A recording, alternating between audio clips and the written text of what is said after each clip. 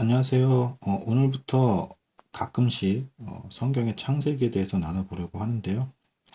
본론으로 들어가기 전에 가장 뜨거운 감자를 할 수 있는 창조론이냐 혹은 진화론이냐 그 문제에 대해서 이야기를 나눠보도록 하겠습니다. 각각의 주장들을 매우 짧게 나눠보도록 할 거고요. 창조과학회라고 해서 또 이제 과학의 입장에서 성경을 해석하는 것이 있는데 그런 것들이 필요가 없더라도 그냥 성경 안에서 창조론은 창조론대로 그냥 바람직하게 해석이 가능하다. 그거를 보여드리도록 하겠습니다.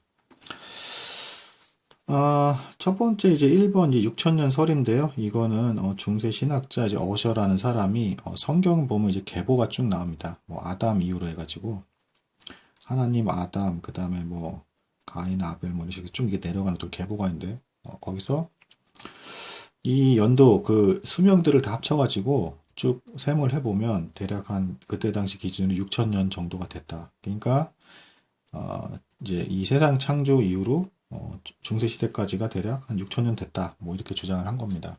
근데 요 이제 주장은 오늘날에 있어서는 가장 이제 좀 보수적인 입장을 취하는 기독교에서조차도 뭐 이렇게 많이 받아들여지고 있지는 않습니다. 최근에 사실 여기에 표기는 안 돼 있지만 오히려 이제 더 극단적인 어떤 보수주의 입장이 나왔는데 뭐 판구조론이라 해서 뭐 지구가 평평하다 뭐 이렇게까지 얘기를 하죠. 그래서 밖에서 나가서 직접 지구를 봤냐 둥근 거 봤냐 뭐 이렇게 얘기를 하고 좀 음모론과 좀 섞여 있는 부분이 있죠. 근데 다른 행성들과 여러 가지 움직임들 그리고 지구의 어떤 과학적 현상들을 봤을 때 이것은 기독교인 저조차도 좀 말이 안 된다라고 생각을 합니다. 그래서 오늘날 기독교에서 이제 대다수가 많이 지지하는 것은 젊은 지구론입니다. 2번에 있는 젊은 지구론. 이것은 이제 뭐냐면 창세기에 6일 창조가 나오죠. 뭐 그럴 때 그 하루가 우리가 생각하는 24시간의 하루가 아니다. 뭐 이런 식으로 좀 시간을 조금 늘리고 뭐 혹은 창세기에 이제 에덴 동산에 있던 아담과 하와가 있었던 그 기간을 정확히 알 수가 없어요. 타락 이전의 기간이 어느 정도 시간이 현재 좀 뚜렷하지가 않기 때문에 거기서 조금 늘리고 또 이제 계보 같은 것들에 있어서 보통 이제 성경 보면 계보를 대표 인물 중심으로 모든 사람이 다 계보에 들어가지 않고 이제 대표적인 조상 이름을 중심으로 해서 쭉 이제 나열이 되는 경우가 있기 때문에 거기서 좀 계보에 빠진 사람도 있을 거다라는 입장에서 그걸 좀 합치고 하면 대략 한 1만 년 정도에서 한 10만 년 정도 뭐 이 정도로 이제 지구가 됐다라는 입장을 취하는 것입니다. 근데 사실 요 이제 주장은 과학자들의 입장에서는 터무니없다. 오늘날에 있어서 말도 안 된다. 근데 구닥다리 이름이다. 마치 과거에 기독교가 천동설을 지지하지 않았냐. 사실 실제로 루터가 천동설을 지지했습니다. 그래서 왜냐하면 이제 성경이 어쨌든 그 지구와 인간이 살고 있는 이 세상을 중심으로 이렇게 묘사가 된 분위기적으로 좀 그런 부분들이 강했기 때문에 대놓고 성경이 천동설이다 이렇게 얘기한 것은 하나도 없습니다. 그럼에도 불구하고 그런 느낌을 받을 수가 있기 때문에 천동설을 주장을 했다가 결국에는 지동설이 맞다라는 것으로 이제 결정이 났죠. 그러니까 이제 그 예를 들어서 젊은 지구로는 마치 이제 천동설을 주장하는 것과 같다라고 이제 오늘날의 과학자들은 얘기하고 있습니다. 더 논할 가치도 없다. 이미 끝났다. 뭐 이렇게 보고 있는 것입니다. 오래된 지구론에 의하면 이제 그 핵심은 이겁니다. 관찰을 했더니 우주가 이제 팽창을 하더라는 것입니다. 그래서 그 도플러 현상에 의해서 적색 편의 현상이 발생하는 이건 고등학교 교과서에 나옵니다. 쭉 팽창을 오늘도 하고 있기 때문에 그걸 거꾸로 역순으로 돌려서 비디오 테이프를 거꾸로 감듯이 쭉 이렇게 감아버리면 무한히 작은 점에서 폭발에 의해서 이게 팽창하고 있다는 거예요. 그래서 138억 년 정도가 됐다. 이 우주는.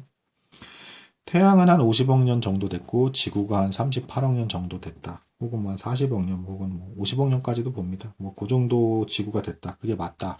뭐 탄소, 동위, 원소, 뭐 기타 등등 과학적으로 따졌을 때 너무 확실하고 명확하다. 뭐 지층 구조라든가 기타 등 이렇게 주장을 하고 있는 것입니다. 그래서 또 뭐 기독교 입장에서 또 이렇게 취하는 경우도 있어요. 시로 해석을 하는 겁니다. 창세기 1장을. 그러니까 그 6일 동안 창조하실 때 하루가 넘어갈 때마다 보시기에 좋으셨더라. 뭐 이 표현이 계속 반복적으로 나와요. 후렴구처럼. 그러니까 이게 하나님께서 정확히 창조 순서를 말씀하신 게 아니고 인간에게 너무 이제 그 기뻐하시는 중에 세상을 창조시 기뻐하시는 게 또 인간에게 마치 선물처럼 주는 것 같은 그런 식으로 묘사를 해서 시로 이제 표현을 했다라고 이렇게 주장을 하는 거세요. 근데 이제 제가 보기에 요 해석은 조금 이제 또 문제가 뭐냐, 이렇게 되면 성경이 안 그래도 어려운 이유는 어디까지가 비유고 어디까지가 직접 문자적으로 봐야 되는지에 대한 구분을 굉장히 잘 해야 되는데 잘못하면 이제 딴 길로 새는 거죠. 창세기 앞부분부터 이걸 비유로 보거나 시로 보게 돼버리면 그 뒤에 있는 성경의 모든 내용들을 자의적으로 마음대로 막 바꿔서 상징을 두고 이제 막 해석을 할 수가 있다. 그러니까 이단들이 원하는 그런 해석이 얼마든지 가능하다라는 이제 단점이 있을 수가 있다라는 것입니다. 그럼 여기까지 이제 들어보면 대략적으로 지금 현대 과학의 입장에서는 창조론은 가짜인 것 같고 도무지 맞는 것 같지 않습니다. 그리고 혹 과학의 입장에 맞춰서 성경을 해석한다 하더라도 원래 있던 의미를 어느 정도 훼손을 하고 껴맞추기 식으로 해석을 한 거 아니냐라는 그런 찝찝한 느낌을 가질 수밖에 없게 됩니다. 근데 여기서 이제 추가적으로 저는 이제 그 존 칼빈의 그 이제 창세기 주석에 있는 내용을 근거로 해서 거기에 약간의 생각을 가미해서 그냥 성경 자체만으로도 얼마든지 창조론도 말이 된다라는 것을 한번 말씀드려 보겠습니다. 옆에 이제 그 창세기 본문이 있는데요. 태초에 하나님이 천지를 창조하시니라. 땅이 혼돈하고 공허하며 흑암이 깊음 위에 있고 하나님의 영은 수면 위를 운행하시니라. 사실은 복잡하게 얘기할 거 없이 하나님의 영이 수면 위를 운행한다. 이 편에서 그 하나님의 영은 뭐 눈에 안 보이고 뭐 과학적으로 증명이 불가능하니까 좀 그렇다 치고, 수면이 먼저 나오고 나중에 빛이 나왔다는 것 자체가 이미 빅뱅이 일어나고 정면 충돌이에요. 그러니까 무슨 얘기냐, 이제 빅뱅 이론 보시면 이제 지구과학 공부하시고 고등학생만 돼도 아는데, 엄청난 고열에서 뜨거워진 상태에서 한참 뒤에 이제 수소와 이제 헬륨이란 원자가 나오고, 그 다음에 이제 빛이 방출이 되고, 물은 엄청 뒤에 이제 아주 고차원적으로 이제 이루어진 분자 결합이란 말이에요. 근데 지금 수면이라고 했죠. 분명히 물이 빛보다 먼저 있습니다. 그러니까 이 순서상으로 이미 좀 맞지 않다. 그런데 잘 살펴보시면 이게 이제 타락 이전에 있었던 일이라는 걸 좀 주목하시는 게 좋을 것 같습니다. 타락 이전의 사건. 이제 무슨 얘기냐면, 타락 이후에, 인간과 세상이 급격한 변화가 있었다는 흔적이 있다라는 것입니다. 성경 자체의 증거로도 그렇습니다. 그리고 성경에서 말하는 그 타락 사건은 사실 예수 그리스도, 하나님의 아들이 죽으셔야 했을 만큼 엄청난 충격이기도 해요. 노아의 홍수 사건은 비교할 바가 아닙니다, 사실. 노아의 홍수조차도 그 사건 이후에 인간의 수명이 급격하게 줄어들고 사계절이 생기고 하는 어떤 우리가 상상하기 좀 어려운 신체적 변화가 느껴지는 어떤 그런 것들이 보여지고요. 환경도 그렇게 많이 바뀌는 것으로 나옵니다. 근데 하물며 인간이 타락한 사건은 비교할 수 없을 만큼 큰 변화가 있었을 것이라는 것입니다. 일단 첫 번째 짚고 넘어가야 될 것은 타락 이전에는 죽음이 없었습니다. 무슨 얘기냐면 음식을 먹더라도 독이 없었겠죠. 그러니까 이제 사과나 뭐 이제 있는 그런 열매라든가 에덴 동산에 있던 것들을 먹었을 때 독이 없었다는 거예요. 그럼 그 얘기는 무슨 얘기예요? 인간의 신체에 간이 필요가 없었습니다. 해독기관이 필요 없었다는 얘기예요. 그러니까 몸이 달라질 수가 있었다라는 얘기죠. 또 한편으로는 그러면 빛이 비추고 있었는데 그 빛이 오늘날에는 빛을 잘못 쓰면 어떻게 돼요? 자외선에 의해서 몸이 타죠. 근데 그 당시에 타락 이전의 빛도 인간을 태웠었겠냐는 것이에요. 그렇지 않더라는 것이죠. 그러니까 어떤 빛인지 정확히 우리가 알 수는 없는데 지금의 형태의 빛은 아니었을 거라는 건 성경 자체의 그냥 기록만으로도, 순수하게 그냥 있는 그대로 받아들이는 것만으로도 얼마든지 추론이 가능합니다. 그리고 더 나아가서 이제 밑에 보시면 성경 말씀 하나 더 있죠. 땅이 내게 가시덤불과 엉겅퀴를 낼 것이라. 내가 먹을 것은 밭의 채소인즉 내가 흙으로 돌아갈 때까지 얼굴에 땀을 흘려야 먹을 것을 얻으리. 자, 여기서 땅이 일단 가시덤불과 엉겅퀴를 냈다고 했죠. 이것도 좀 비슷한데 타락 이전에 땅이 어떤 상태인지 일단 모릅니다. 그러니까 엄청나게 풍요로웠을 것이고 알아서 먹을 것이라든가 이런 것도 물론 경작을 해야 된다라는 게 앞에 나오긴 해요. 아담이 해야 될 일이긴 했어요. 그렇긴 한데 지금의 땅의 형태는 아니었을 것이다. 그래서 이게 변화되는 과정에서 굉장히 심각하게 훼손이 일어나면서 마치 헤어지고 오래되고 누더기 같은 상태의 땅이 되었을 수도 있다라는 것은 억지 해석이 아닙니다. 성경에서 얼마든지 그 자체 안에서 해석할 수 있는 틀이라는 것입니다. 그리고 인간이 죽게 되었는데요. 그러니까 죽을 수 있는 인간이 된 거예요. 그 전에는 안 죽는 인간이었는데 병에 걸리고 그리고 지치고 쓰러지고 아파할 수 있는 인간이 그 전에는 고통이 없었죠. 타락 이전에는. 그러니까 몸이 달랐을 것이라는 것입니다. 이거 역시 이거 완전 말도 안 되게 좀 해석하는 게 아닙니다. 말이 되게 해석을 하는 부분이에요.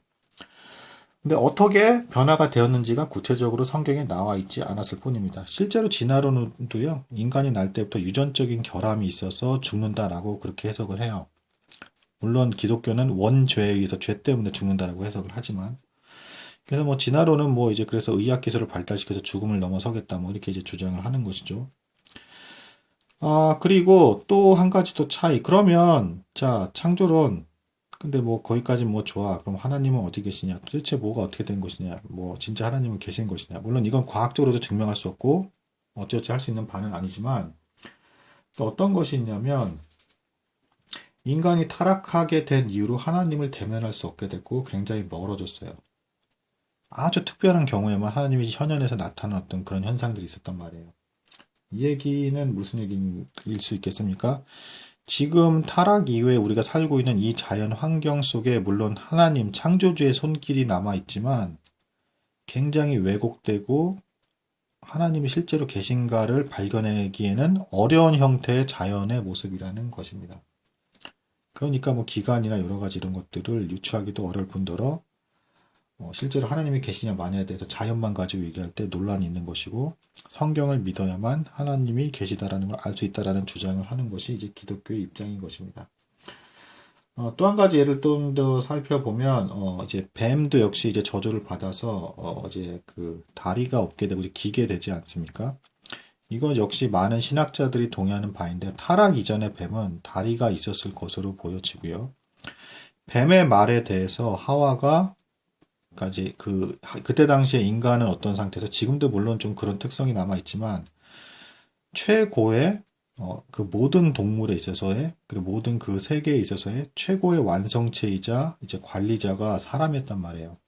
근데 그 사람인 하와가 뱀의 말을 그대로 따랐을 정도로 뱀이 뭔가 천사같이 놀라울 정도의 어떤 광채와 아름다움을 지녔었을 것이다. 여기까지는 신학자들이 대부분 동의합니다. 하와가 보기에도 굉장히 압도적인 모습이었을 거란 말인데 지금 뱀의 모습은 없었습니까? 굉장히 추하고 뭐 끔찍하죠. 꼴도 보기도 싫죠. 물론 좋아하시는 분도 있긴 하지만 그만큼 바뀌었다라는 거예요. 그러니까 이런 상태에서 그러니까 성경에서 그렇게 말을 하고 있는데 과학이 맞네, 창조론이 맞네, 막 왈가왈가 논박을 해봤자 답이 나오지 않는다라는 것입니다. 그러니까 이게 억지스런 지금 제가 해석을 하는 게 아닙니다. 성경 자체로도 너희가 타락을 해서 제대로 알 수 없다. 그렇게 말을 하고 있습니다. 칼빈 선생님이 이미 그렇게 1500년경에 그렇게 이야기를 하고 있었던 것입니다. 인간이 죄인이어서 하나님과의 관계가 멀어지고 하나님을 대면할 수 없게 되었을 뿐더러 이 외부의 환경 역시도 창조주의 놀라움을 어느 정도는 보여주고 있지만 진짜 계신가라고 하는 명확한 확신까지 줄 만큼의 어떤 흔적이 남아있지 않고 의심스러운 부분까지도 혼재되어 있는 혼돈의 상태에 놓여 있게 되었다라는 것입니다.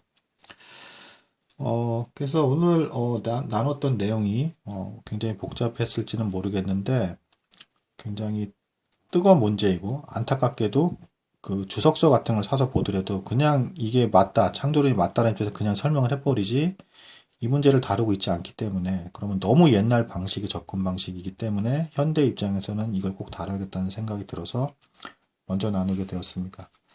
장황했다면 죄송하고요. 들어주신 여러분들께 감사드립니다.